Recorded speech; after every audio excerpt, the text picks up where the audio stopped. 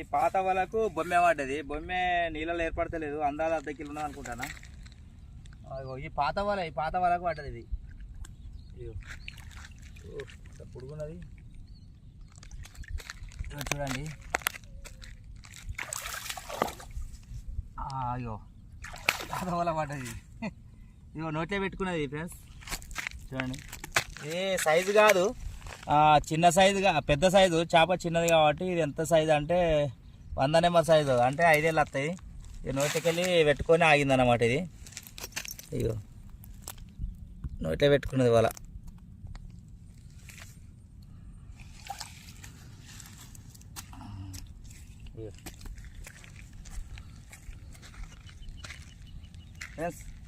ఇగో ఇది పడ్డది.